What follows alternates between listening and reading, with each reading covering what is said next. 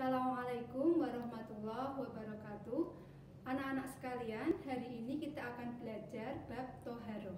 Ya, toharoh secara bahasa artinya bersuci. Sedangkan menurut pengertian istilah, toharoh adalah bersuci dari hadas atau najis, sehingga seseorang diperkenankan untuk melaksanakan suatu ibadah yang dituntut harus dalam keadaan suci. Ya, jadi itu arti toharoh menurut istilah atau pengertian secara syariat Islam. Nah, adapun toharoh ini dalil toharoh sebagaimana firman Allah dalam surat Al-Mudaththir ayat 4 sampai 5. Wasiyabaka fatohhir warujza fahjur. Wasiyabaka dan pakaianmu bersihkanlah. Warujza dan perbuatan kotor tinggalkanlah, dan perbuatan keji tinggalkanlah. Ya. Selain dari surat Al-Mudaththir tersebut, ada juga dalil yang lain, yaitu surat Al-Baqarah ayat 222. Dalam akhir ayat itu Allah berfirman, Innallaha yuhibbut tawwabina wa yuhibbul mutatahhirin. Sesungguhnya Allah mencintai orang yang bertaubat dan mencintai orang yang bersuci. Dari dua surat ini, dari dua surat yang berbeda, dari Al-Mudaththir dan At-Taubah ini sebagai dalil tentang toharoh. Nah, ketika kita berbicara masalah toharoh, maka alat yang kita gunakan untuk bersuci ada dua macam. Yang pertama, benda cair atau air, ya. Yang kedua adalah benda padat atau non air. Nah, untuk yang pertama, alat toharoh yang benda cair, ada 7 macam air yang bisa kita gunakan untuk bersuci. Yang pertama adalah air hujan.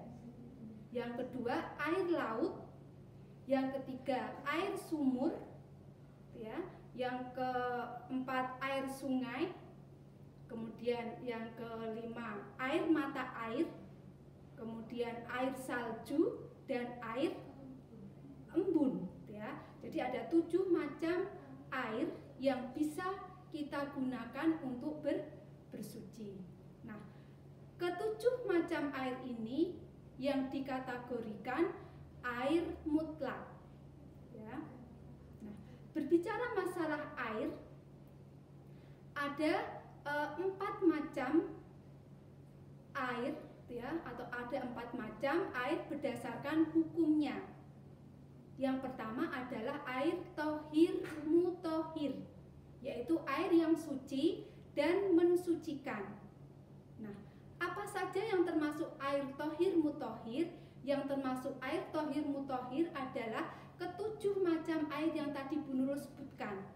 Saya ulangi lagi, ya. Pertama ada air laut, air hujan, air sumur, air sungai, air mata air, air salju dan air embun, ya. Jadi ke-7 macam air ini yang dinamakan air suci mensucikan atau air mutlak. Jadi ke-7 macam air ini bisa digunakan untuk bersuci. Kemudian yang kedua, jenis air yang kedua adalah air tohir ghairu mutohir. Artinya air yang suci tetapi tidak bisa digunakan untuk bersuci.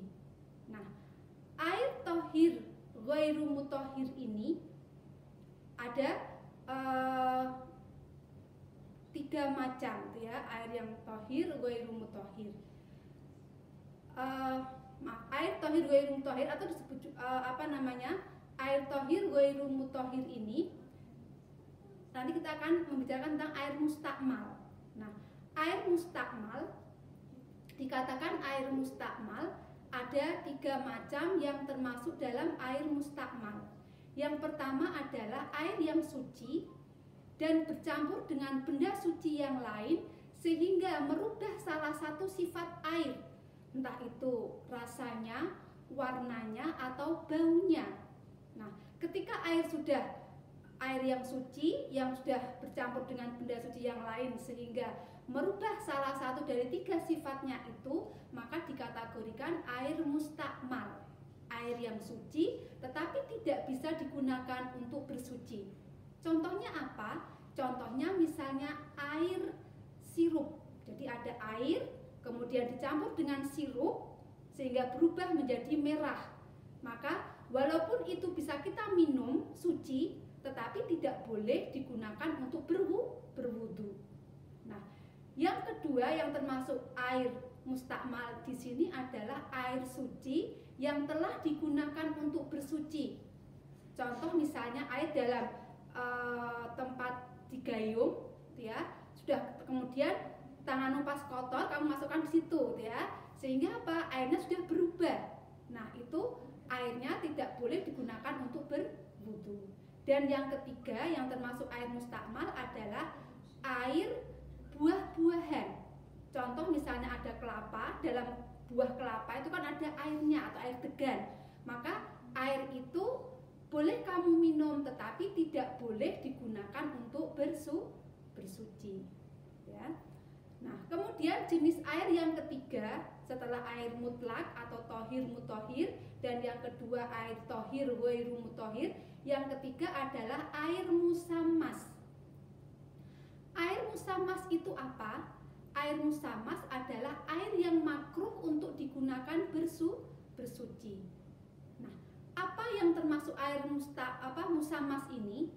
Air musammas ini adalah air yang berada dalam bejana atau suatu tempat yang terbuat dari benda logam, yang mana logam itu sudah berkarat dan dipanaskan di terik matahari. Maka air yang semacam ini makruh untuk digunakan untuk bersuci. Kenapa makruh?